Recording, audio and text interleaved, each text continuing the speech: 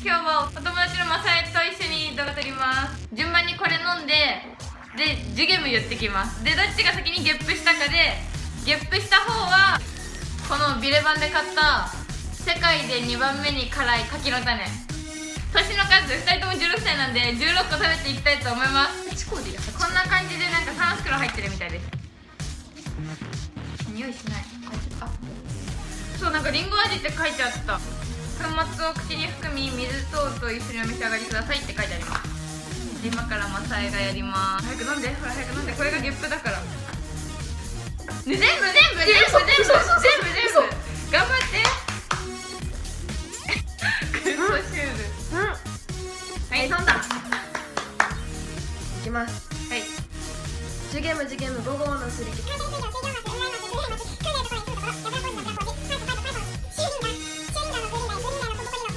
上級麺の長介。出ないな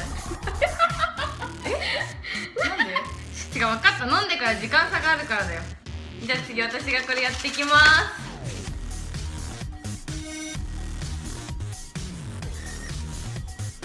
まずっ待って、ま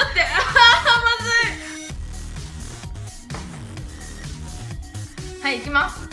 ジュゲム5個のすり切り。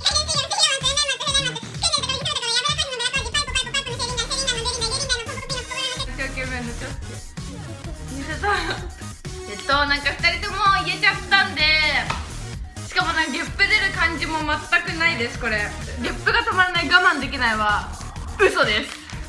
これ300円ぐらいです。ぼったくりです。なんか2人とも出なかったんで、今から2人でこれ食べていきたいと思います。辛いのダメだし。私も食べれない。そう、辛いの食べれないんですよ。激辛ペヤングとかやってるけど。辛い匂いしないよこれ。なんかさ、焼きそばの匂いしない？美味しそう。ここに8個今用意したんで、これを2人で一気に食べていきたいと思います。いくよ。いいよ。せーの。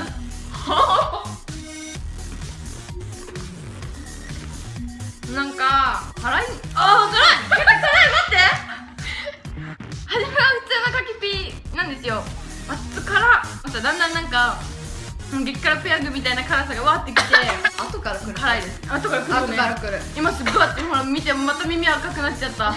本当にこれ辛いのすっごい苦手な私でもジュースなしで余裕です。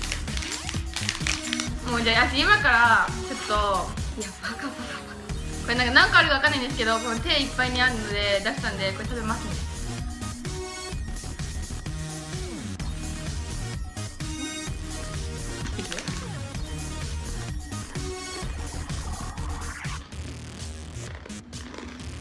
本当に熱いし辛いし、口の中とかベロとかめっちゃ痛いんですけどいけます。